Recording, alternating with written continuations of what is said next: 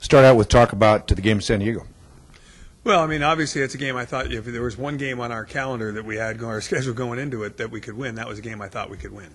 And by the time we got there, though, we were playing with a lot of the players that you thought you'd be playing with, and they were 9-1. So from that perspective, they knew how to win, and they were already going to the NCAA playoffs. So for us, we lose the motivation that for us it's a playoff game. We get a play-in game, and let's play it and see how we do. And the score is 34-3, but physically it was more than that. That was the best we played physically in a long time on both sides of the ball.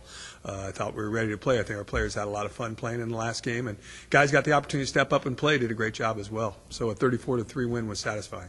How bad is Chris Brown hurt? Well, there's that old word, hurt and injured. He is a hurting human being right now. I mean, that old saying, if you touch me right here, that's where it doesn't hurt. Well, that's about where it doesn't hurt on him. I mean, his body has taken a beating, and it's taken its toll on him. But he'll be a bigger, stronger Chris Brown next year, and I think he'll be ready for the deal that he has to do. He knows what he's going to get into next year, and he'll get himself ready to do it. But like I said all along, we had a Daniel Graves who was just waiting in the wings to play, and Daniel got an opportunity to play and played extremely well too. So that old saying that it's great to have two guys that are that effective was definitely true on Saturday night. Chris will get better, and sooner or later he'll start feeling like Chris Brown and start working out hard for next year. Has this been one of the more challenging seasons for you as a coach? Well, I don't think there's any question it's been challenging, and I think that as I always look at it as a coach, yep, it was challenging for me, but put yourself in the shoes of our players. I think it was extremely challenging for them, and the ups and downs and the highs and lows that we all go through in life. When we talk about athletics being able to give us a reality check a little bit about how you deal with it, I thought our young men dealt with it extremely well. And they helped us deal with it. And I think that that's a tremendous thing that they're going to take with them. I told our seniors when we left yesterday's team meeting that 20 years from now, you're going to look back at this, and it's going to have made you the man that you are. And I really do believe that those guys learned a lot about life through this season, and I thought they responded well to a lot of different challenges.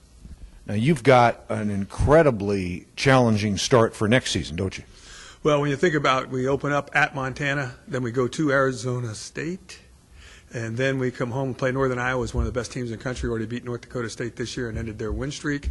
Eastern Washington, Idaho State, Montana State are our first 6 games, of which 2 are home and 4 are on the road. So it's going to be a difficult start to the season, but it's like anything else. Those are the fun games to play in, the competitive games, the opportunity to compete against the best in the league early on.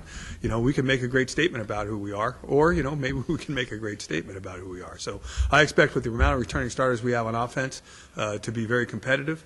And that's all you can ask of your team. We're going to need some help, immediate help on defense and recruiting.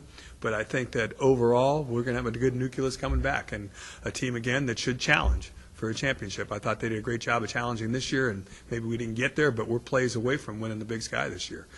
So the challenge will be to make sure we can make those plays this year and hopefully overcome some very good opponents early on. Looking back, is there any game in particular that stands out that you're proud of? Well, to be honest with you, I think that, when I go back to it, and we got off to a tough start, 0-2 and all those things, and the Portland State game was coming up, and it was going to be our first home game.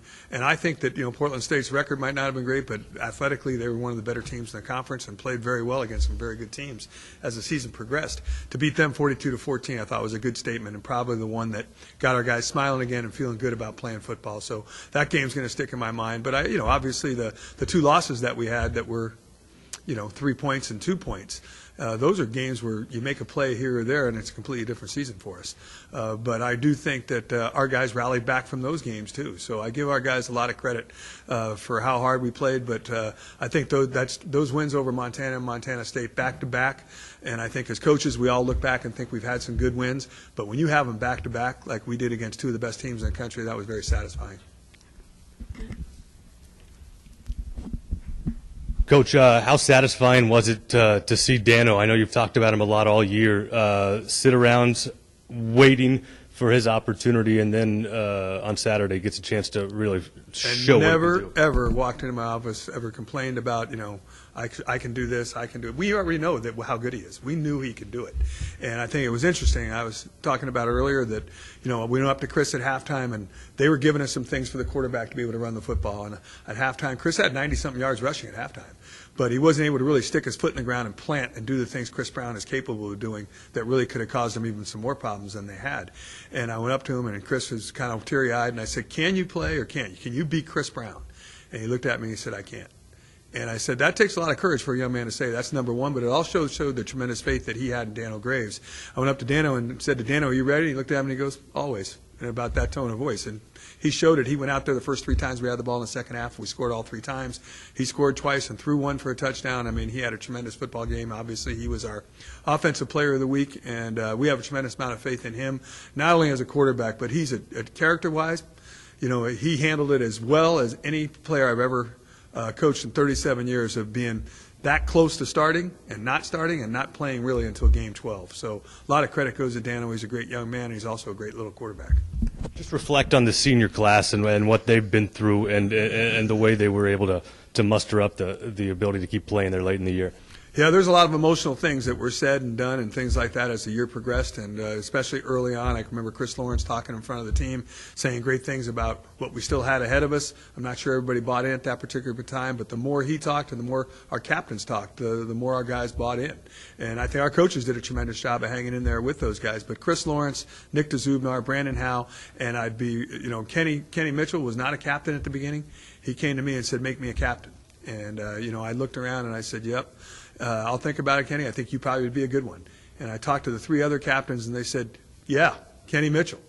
And from that point on, the enthusiasm he brought to the practice field, not just to the game field, and the energy that he brought was truly amazing. And I thought it was inspirational to all of us, coaches, players, our entire program, for what Kenny brought to the table. He has a quality that is going to take him a long ways in the field of his choice.